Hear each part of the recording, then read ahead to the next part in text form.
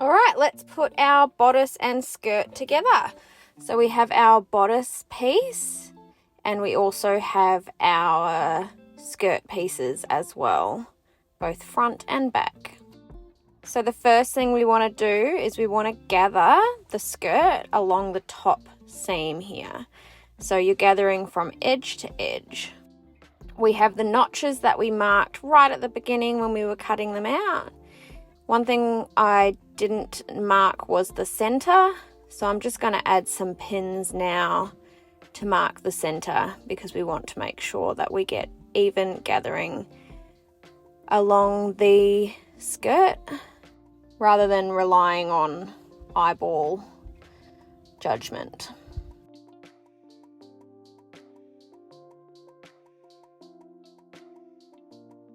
So we are going to do 2 gathering stitches along the top. This means that you will be doing long straight stitches about 12 mil apart. So on your machine you're doing a straight stitch, putting the needle in the middle and then doing as long as possible. My machine goes up to a 5.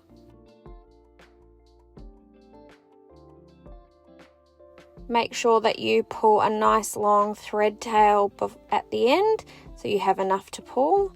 And now we're going to go and put our second row 12 mil from the first.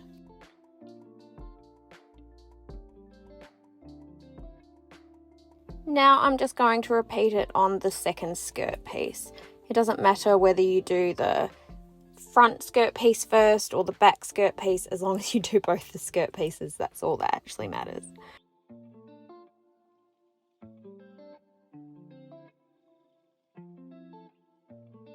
Alright, so now we are going to match up our notches or our markings for our gathering. That will help us keep things nice and even.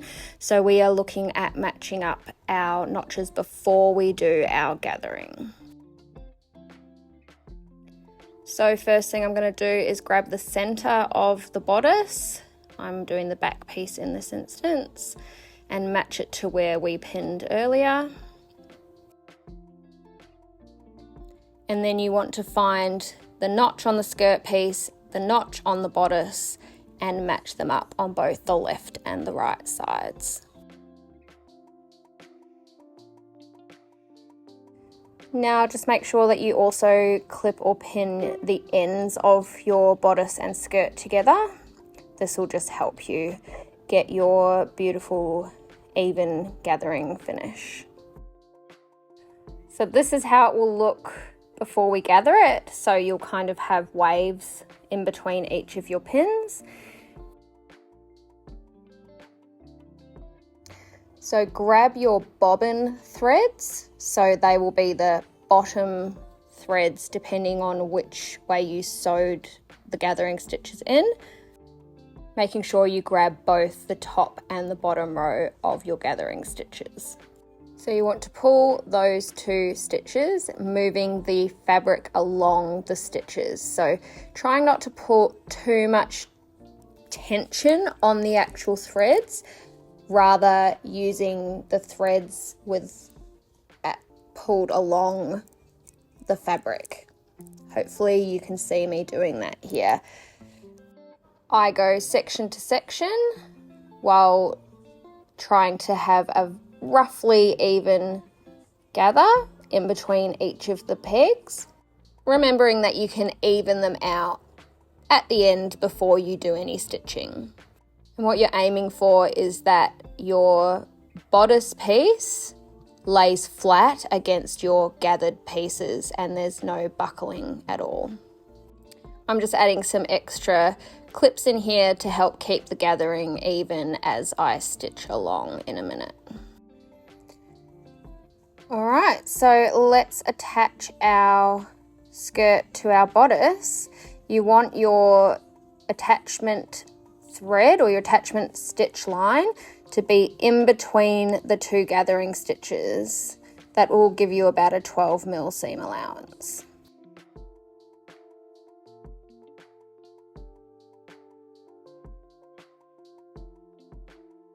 So now we want to press our seam that we just stitched up towards the bodice, and then edge stitch or top stitch along this bottom of the bodice just above the gathering, but on the bodice piece.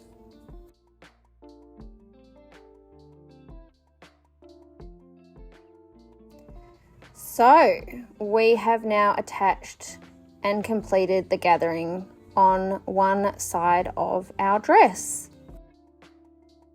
This is the point at which you will pull out any visible gathering stitches. Best way to do it is to pull on the bobbin thread. However, you may need the help of your unpicker to pull out any of the visible stitches.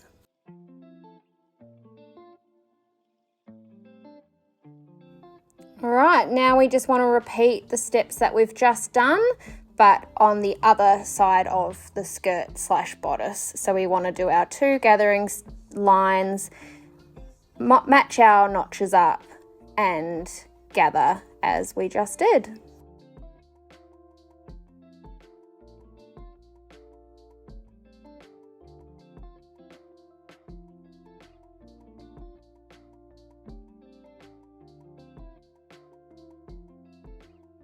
So now we have our bodice and skirts all connected and we're ready for the next step. So we will be attaching the ties, which we went through in the last video on how to construct them.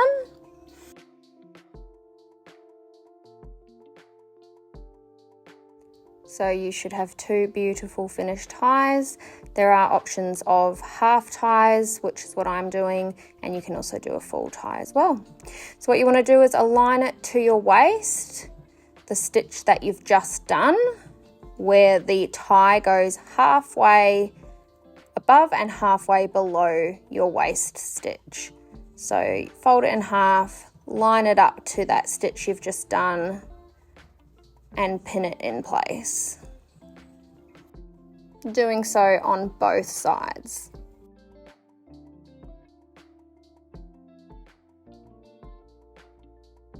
Now we just want to attach that tie, locking it in place with about a 6mm seam allowance. This is pretty fiddly, getting it to be attached. Sometimes I have to go over it a couple of times to make sure it's attached on both sides, but just take your time.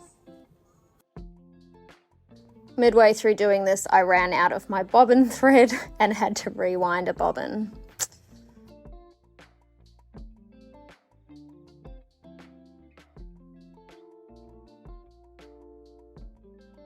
So now we are about to do our first stitch line for our French seam, starting from either the top or the bottom.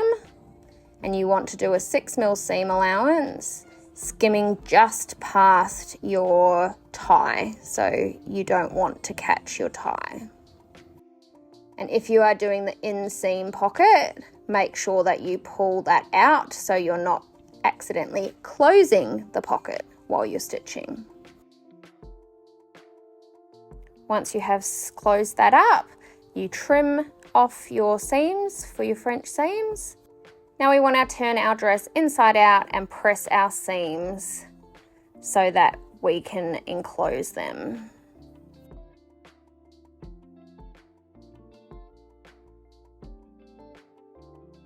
So as we did on our shoulder seams when we were making our bodice, we want to enclose it with a 6mm seam allowance, which will completely encase the original seam stitch that we did on the right side. Now you can turn your dress right side out and we are almost finished. At this point, I like to do a bunch of snipping because you do end up with a lot of extra threads, whether it's your gathering threads or your French seam threads. It's just a good point to start tidying it up because you are so close to being finished.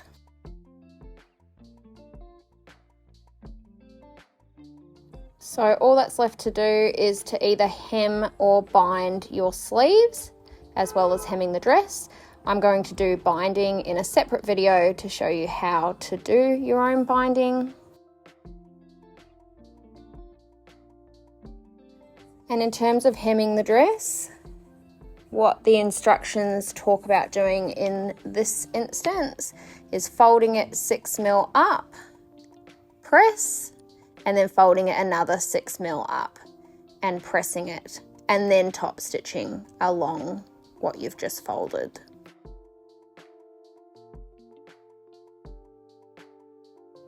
Once our dress is hemmed, literally all that's left to do is our binding on or hemming on our sleeves and adding buttons or snaps. So come back and check out our video tomorrow around doing our arm binding. You can use the same methods for your neck binding as well.